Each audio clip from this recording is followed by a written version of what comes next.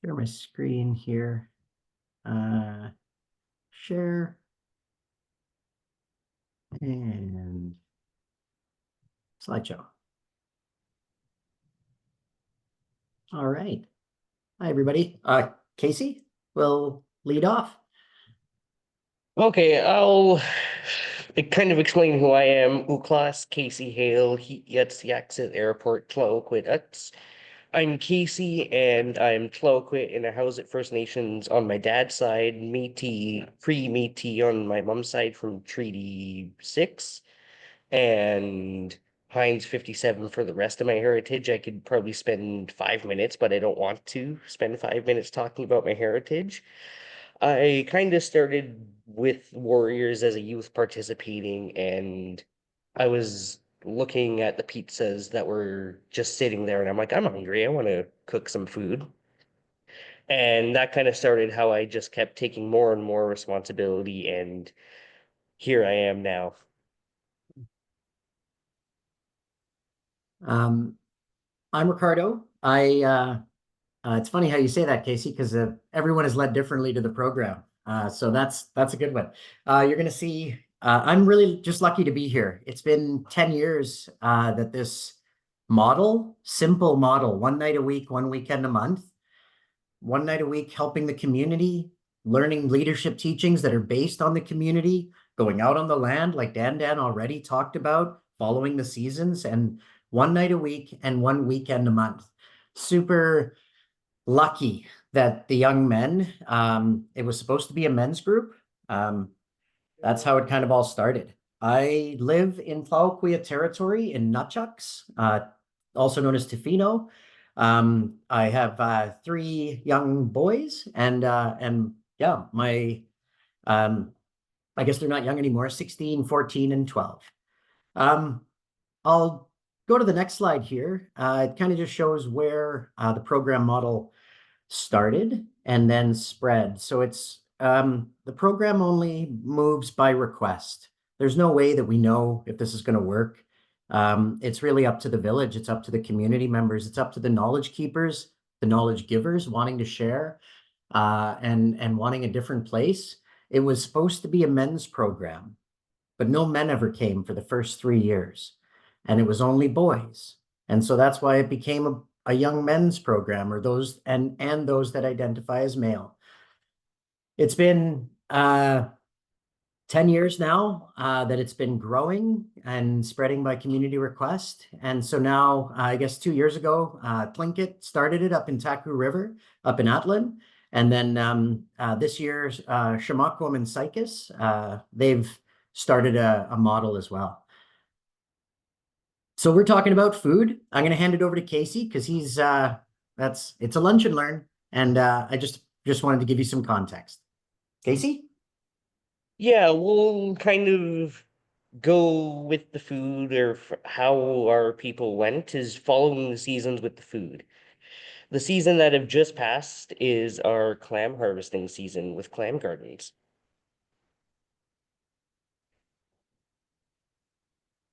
And you're probably wondering what a clam garden is. It's kind of this rock wall in an intertidal zone, kind of like you see in this top right photo in the bottom diagram. And we just build this rock wall, and super easy and simpler than I expected going into it.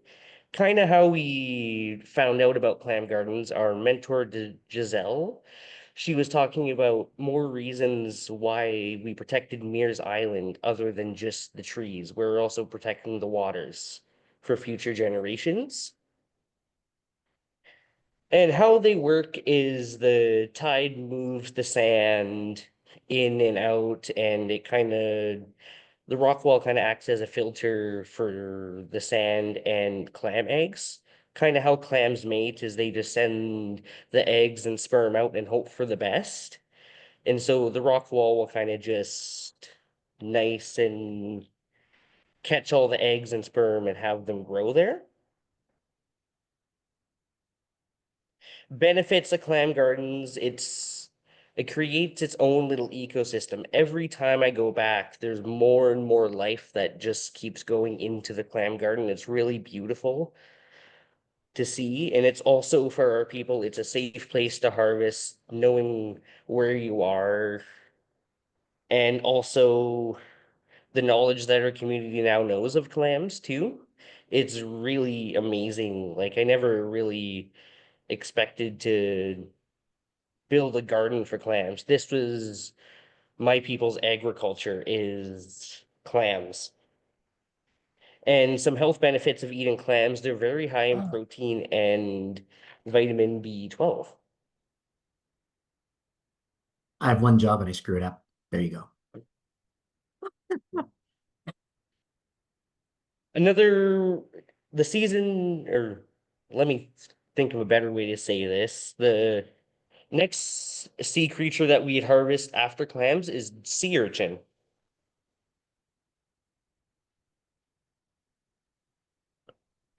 And Ricardo, would you want to talk a little bit on why we started doing this? Yeah, for sure. Back at the start of COVID, I hate when I have to say that, but at the start of COVID, we were asked by Ucluelet First Nation. That's where the program started on the north side of Barkley Sound. Um, the elders they weren't getting enough food, and they wanted to access the tutsip, the sea urchin that was in the ocean right there. So they asked if our youth could do it. And so we worked with bottom dwellers, with Chris Adair from Bottom Dwellers Freediving to be able to develop that skill. And so we created a different type of course, like an intertidal course, where we called it a snorkel harvester. So we were only going 5 meters in depth. A full atmosphere is 10 meters, right? So you don't need to go that far, especially when the tide is out, the table's set. And so it's all been by community request. We've paddled along in the fog, and yeah, so this is kind of why we ended up being drawn into this work with more sea urchin and harvesting to bring it back, and now doing even research, supporting research that's going on around kelp and the sea urchin overpopulation sometimes. Thanks, Casey.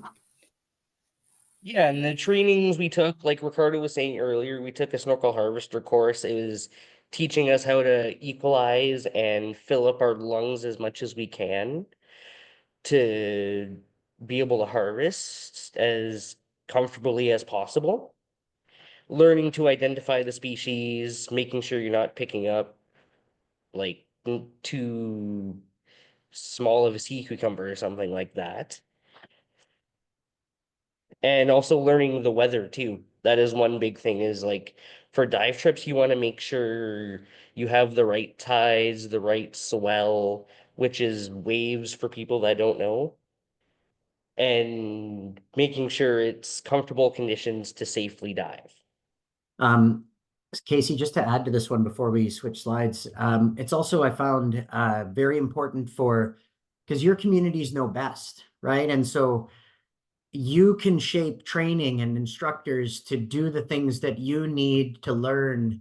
And this is a picture of the aquarium in Ucluelet.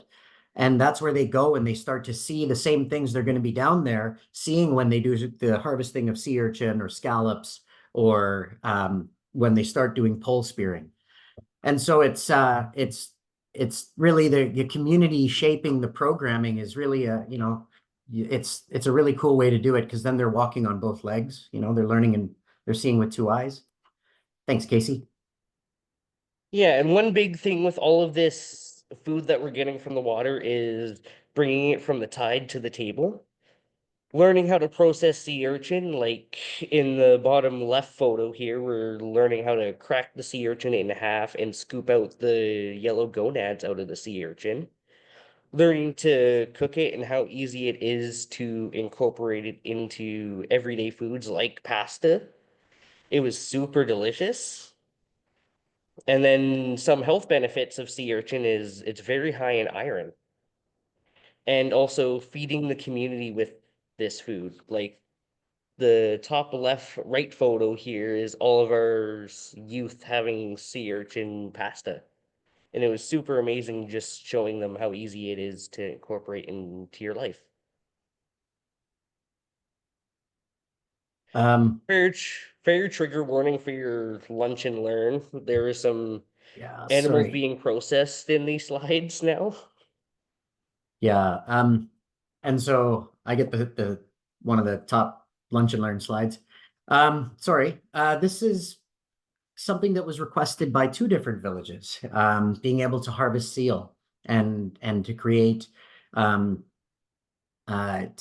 actually learn how to process and eat to today's palate, even, right? So we made Vietnamese seal. There's a photo later on, but working with dietitians and also working with, there's a Simshan knowledge keeper, Spencer Greening, which I'm sure many of you would know, probably been to your village. Um, it was outstanding to have him come in and teach the young people, the young men, how to do this and reconnect to that. But the dietitian and working with Rachel and other dietitians to be able to make the food, to understand the benefits of it and to render it, it was yeah, it really is that next level to the learning. Casey?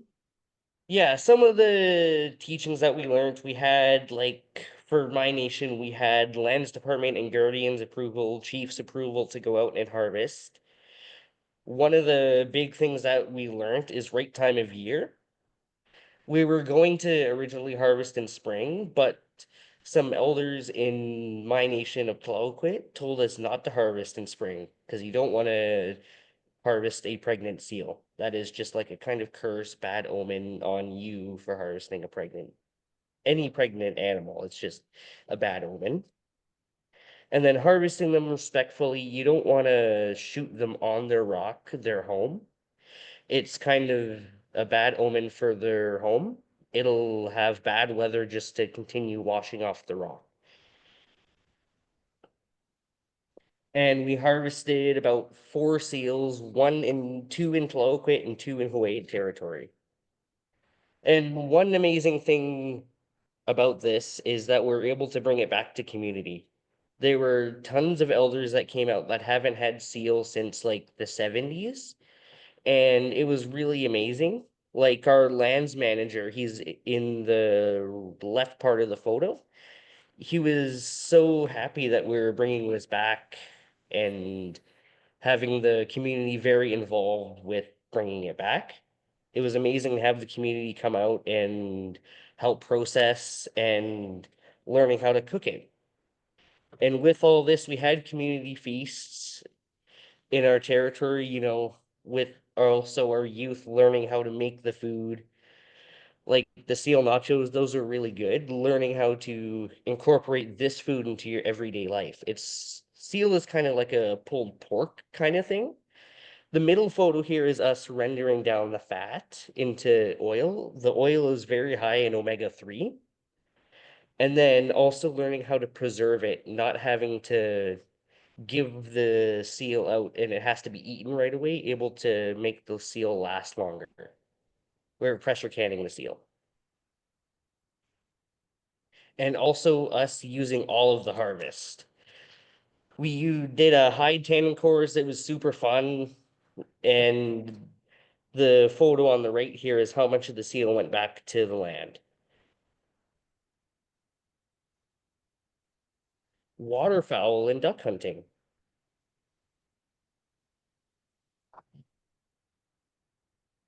Mhm.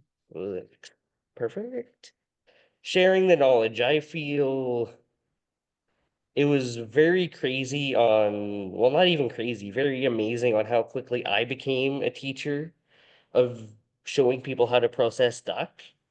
Like, I literally learned a couple days before to learn how to process duck, and they were calling me on the phone trying to explain how to process duck over the phone because they were going to go the next day. It was really cool just on how quickly I was able to share the knowledge that I just got. And it was also very hard hunting out of a kayak, learning how to make sure you're not bringing your shotgun to the side so you don't tip over. Is just being very aware. Right. And then developing skills is learning how to cook it safely and properly in our remote locations that we have. That was super fun. Ricardo, you want to talk on this slide? Yeah, so as Casey just mentioned, uh, shooting a shotgun and paddling a kayak are two difficult things on their own. And so you really have to scaffold the learning. And so over years, Casey has been working on his canoeing skills and kayaking skills and safety skills on the water, learning the rain, wearing layers, learning the wind, right? And then taking his PAL course and the core so he can understand when waterfowl season is and having all the licenses for it. And then being able to be comfortable with using the firearm and then combining both of them. And so they really, I didn't come into this as an educator. I came into it as leadership development and team building and love and creating a place that was safe. But the educators that have joined and come into this family, they've really helped us to see how we can scaffold learning as well in our communities, to be ready for any. Look, it's raining. Look, it's raining in that photo there, and he's kayaking. Anyway, so that's why I just wanted to speak to that. It's possible, the young people are more mature than we think, and if you scaffold the learning, it's possible when they show that discipline and responsibility. Casey? Yeah, and one thing that's amazing with lots of these food items that we're able to harvest is we're able to harvest from our traditional village sites. And kind of why our people chose these places as our village is that we follow the food through the seasons and we moved our villages to follow the food.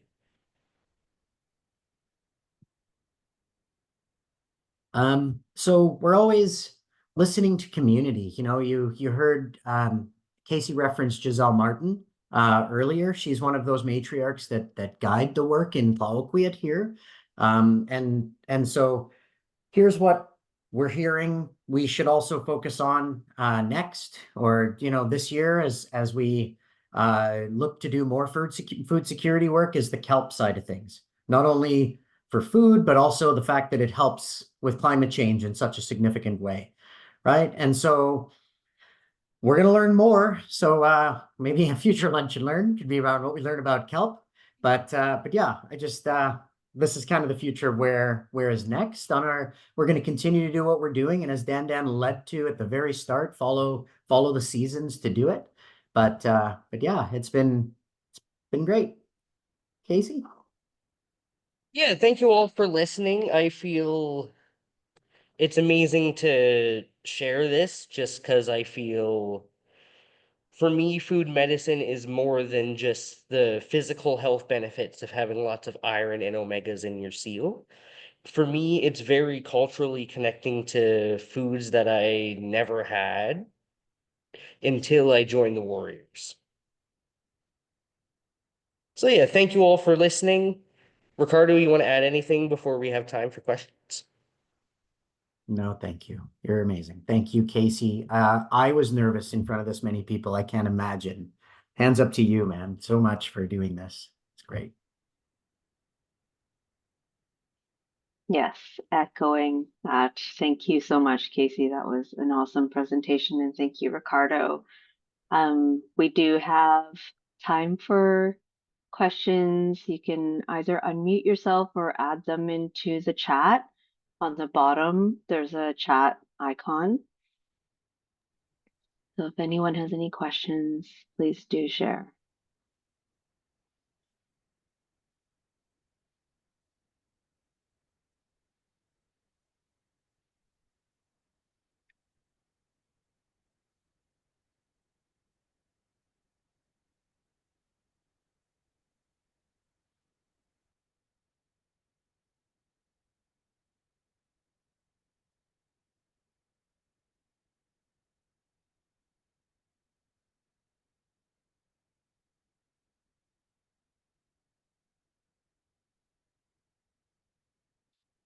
I guess I'll start off with a question and ask, like, how has the program changed over the years? Like, how um, has it grown? And yeah, how has the program changed over the years? Great question. Um, we, I always try to explain it as we've been paddling in the fog for 10 years now. And we, people that come into the circle, they share other lenses, other perspectives, other ways or things we could be looking at when we're ready at the right times. So it's really, we didn't start out with food. We started out focused on land security, like just being safe on the land. And I mean, it's 10 years now. So the first 5 years was just creating the planners to be able to plan safely with the young men to get their younger men out on the land. And it really is a leadership program at its core. But now our focus is toward we have these skills that they've developed. And so that now it's around the actual harvesting of medicines and food to bring back to the knowledge people, the knowledge keepers that can't actually get out there, or the weavers or the medicine makers. Casey, what do you think? It's been 3 years for you, right? Now? 4, 3? Yeah, 3 years for me. What have you Yeah, seen? and I feel, well, at least compared to when I first joined, I agree with you, Ricardo. It was very much developing the skills on the weeknights and using those skills on the land in our bigger food projects on weekends or whenever we needed to. Yeah. We found to help us with our own mental well-being, uh, curriculum, provide, protect, prepare, provide for the community, protect those resources because they're disappearing out there. When we go out on the land on a weekend and we see that they've over harvested or over dug a clam beach, what's going on here, right? So put up some bush cams, see who's coming, right? So protect those resources and then prepare for climate change or whatever anyone wants to call it. So that's really how we've seen it shape over the last few years now, 10 years, I think. Wonderful. But we Thank but you. we still don't know where we're going. Let's be clear. No, Yeah. We still have no clue. We're just trying to make sure people have food. Yeah. that's a good goal. There is a question here from Tom Odell. There is a Pan-Pacific community of practice around shellfish gardens. Do you participate? Yes, the Clam Garden Network. So we know Sky. Giselle is actually she visits the gatherings that they host in the communities all the way down to Sonomish. So we know there's a new book out, Before You Move a Rock. So yeah, there's some really good resources out there. If anyone wants contact to them too, I'm sure Kathleen, you already have connections to Sky and Clam Garden Network, but yeah, we've built one clam garden with them up in Cayuga Checklisset territory, North Island. Wonderful. And there's a question from Matthew Davidson. Hi, Matthew. Um, did I hear correctly that the program could come to other communities?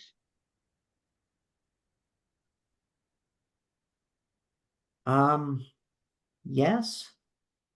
Uh, so if a nation is interested in having a program, we've spent the last couple years putting all of our resources onto our Warrior Toolkit website with a login password. And we are stoked to give you login access to all the tools and resources that we use. We'll meet with you to make sure we just don't want it to go to a consultant. We want it to go to nations. And so we want to walk with you. There's no cost. We just want to give you the tools to do it. If you want us to come and visit, there's a way we can do that. There's obviously we'd have to travel and stuff. It's different, but stoked to give you the resources, all of the things that we've developed to engage young people in land stuff, a skills survey, 100 activities. What do you want to do? Just check mark 12. All the Over save through planners and over things. Yeah, overnight trip planners to make sure you know all your safety stuff before you go out on the land for an overnight trip. Yeah. Really amazing resources. We failed a lot. No one's passed away or anything. No, not in that way. I mean, just I failed a lot. I forgot water, or I didn't bring the water in, so it froze. Or anyway, Daniel, I think you have a question. I'm going to stop talking.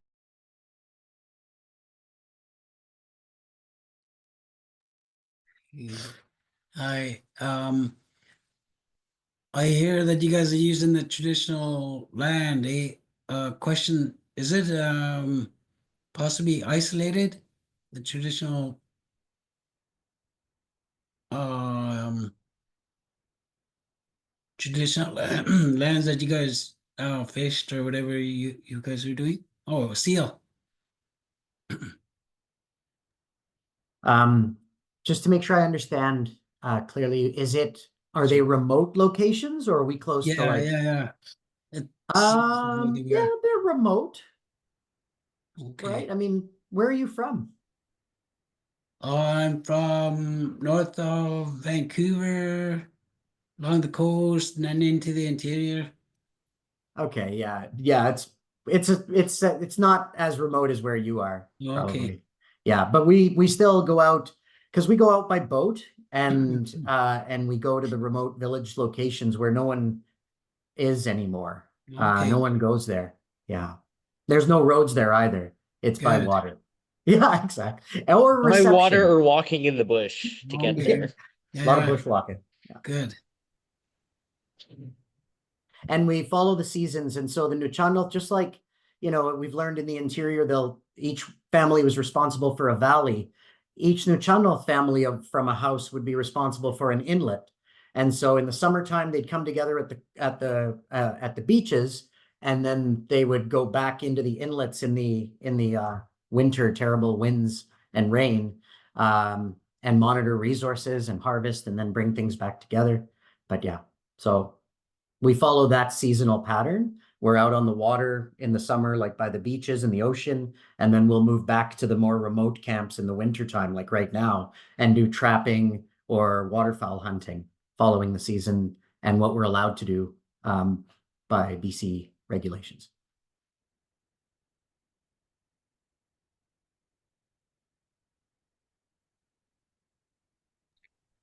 Helen, I see your hand up. Please feel free to unmute. Hi. This is so great. Thanks so much for having this. So I'm one of the trustees with the Pacific Rim School District, and we've got the Learning on the Land program going on. And I think they've already touched base with you guys, but I just wanted to confirm that. And I think I also believe there's something happening in the Banfield area for Warriors program. Is that right? Yeah, the program runs in 7 Nuuchahnulth nations. And so, yes, we're DT Huayet, Nuuchaklaasit. We have a Port Alberni program that we started because it's open to all Indigenous youth, Indigenous young men because it's very difficult to get single nation fund. You can't close it off to other kids that want to just come together in Port. And then, yeah, Ucluelet, Tlaloquiet, Ihatasat, and Cayucacheclasit up in the very, very north. Cool. And are you sharing those resources with the school district by any chance? You can absolutely use those resources. Okay, I'll make sure Dave. Yeah. No one has. Yeah, Aaron. We can talk to Aaron. You can. I can talk I'm to sure him you right know. now if I really wanted to. Yeah, he's like I'm in their class right now. Okay. Oh, I'm only 16. okay. I'm not sure who Aaron is. I don't know everyone. I know some of the lead people, so like Dave Marr and stuff. And I figured he'd already connected, but I just wanted to, if I could do anything, I wanted to help. It's amazing. Casey's in the class right now, on his lunch in that outdoor ed class. Like you can turn it, just turn Yeah, the I screen if can. you want. There's Yeah. everybody. There's the class. Like it's over in Opitsit. Yeah. Yeah. Thanks for taking your lunch to do this, Casey. That's great. That was great. Thanks, Helen. That's great. Thanks, Casey. And it's good to just get your context of where you're at. And thanks for spending your lunch hour with us. Matthew, I see your hand up. Hi, everyone. Fantastic presentation. I really enjoyed it. Besides the harvesting of animals, I'm not much of a person to harvest animals, but even though I was like born and raised on a hobby farm that we did harvest cows and pigs and stuff. I don't know. But yeah, so regarding my first question regarding like the resources and stuff, because we are doing a program at the Hoiston community. It's the Northern Stalium Nation, close to Lillooet. It's going to be for, you know, ancestral revitalization. You know, we're going to do traditional day camps with a mobile processing unit to actually do the processing out in the field, and then do the seed saving, and then redistributing the seeds out on the land, and connecting the elders to the youth. And yeah, so it'd be kind of great to connect with you guys on your successful program to how to incorporate into our community food system. So that'd be fantastic. As well as when you said the calendar, we're going to do a traditional harvesting calendar with, you know, foods of the season. So, and that'd be kind of fantastic if you guys could come up to the community and during our traditional harvesting day camps. And we do have a youth group. I should have brought them in. But it was short notice. That'll be fantastic. We can connect. Matthew, is his name Cody by any chance? No. No. Yeah, we were up in Liwat twice now. We've been there. We're working with Samakwam and with Southern Stalium Health Society.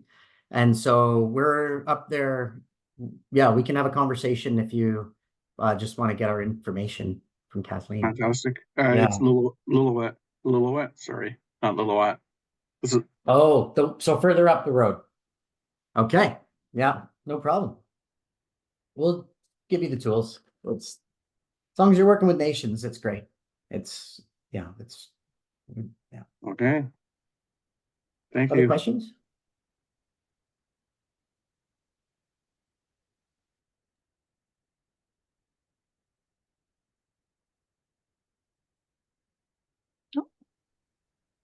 Okay.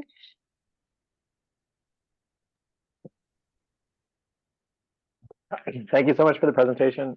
Yeah, it's really nice to hear what the work that's going on there.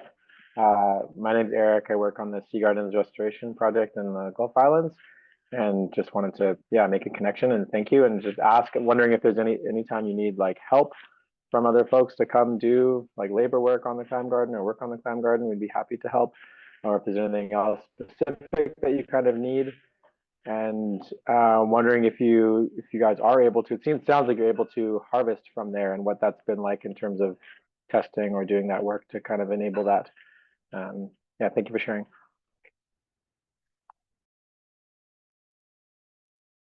Yeah, testing. Wow. It's interesting. We've learned a lot since, because we did a clam garden project actually with FNHA climate change arm, I think, officially. But to be able to help with the restoration of 3 clam gardens. And so one of those clam gardens is actually at Mears Island, and it's inside of the no-go area for outflow, right? Technically, when you think about it, for Tofino Inlet, for Tofino and sewage. Now, until they put the sewage treatment plant in and all that stuff now, which is a different situation. But testing didn't happen or doesn't happen until now because of the Clam Garden project, because it's not a commercially viable place. So they don't really test it. And so they didn't care about testing it. And so they just left it as closed. So if your areas are closed for any reason too, I mean, you know, we've learned a ton and have some really good allies now that can help to open up certain things, or at least help your guardian teams to start testing very simple very simple testing processes. Just need a consistent baseline. And so, yeah, we have another team member who is so passionate about clams that I would put you on a call with her, and yeah, you guys, you'll be out here before you know it, moving rocks with her. So it's yeah, it's great. Thanks. Does that help? Or Yeah, that helps. That's super awesome. Thank you for sharing that information. That sounds like some similar stuff we've been working on as well. And glad, so it sounds like they are going to do testing there for that change now to because of the clam garden. That's really exciting. Yeah. Yeah, it's very surprising actually. We thought it would take a lot longer as well, government Sure. and stuff, right? But Yeah. Yeah, they've people been quick seem to the last be, couple of years, the yeah. last year anyways. Wait, sorry, I'm on a government call. Never mind. It's fine. Okay. Recording stop. I'll just mute Who was again. the coworker to connect with about coming to help move rocks? She's on mat leave, but doesn't want to be. So let me just Oh, talk to her right. first. Totally. And, I remember meeting her. Yeah, that's right. yeah, Okay. she's like we're gonna have matcha. She doesn't want. Yeah. It's weird when your team doesn't want to take. Yeah. Anyway, I I'm lucky. understand. We're lucky. We get to Thank work you. with Quick young out the show. people. Yeah. Wonderful. Love the connections, and definitely will connect where needed after this call. Any other questions?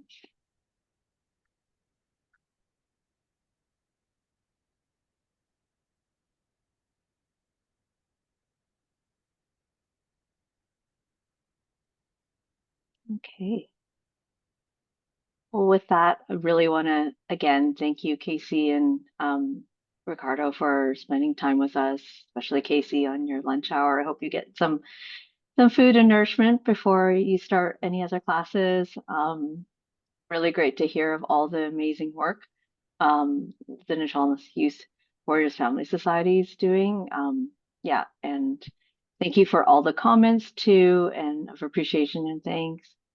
I think a lot of everyone's really enjoyed your presentation. And we just want to note that there'll be the next webinar for Food as Medicine Month on March 12th, this coming Wednesday at noon. There'll be the Guagyul Community Garden and the Stellatin Garden as well. And it'll be with Amanda Powell and Janet Romaine from Food Systems Program, SPARC program. So really excited for that coming up. Please do register and get your Zoom link and register in advance. Maybe we can put the link in the chat.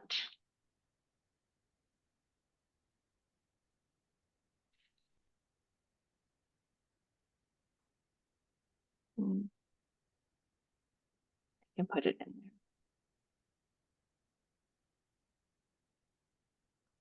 there. Oh, there you go. Thank you. Thanks, Bianca. Okay.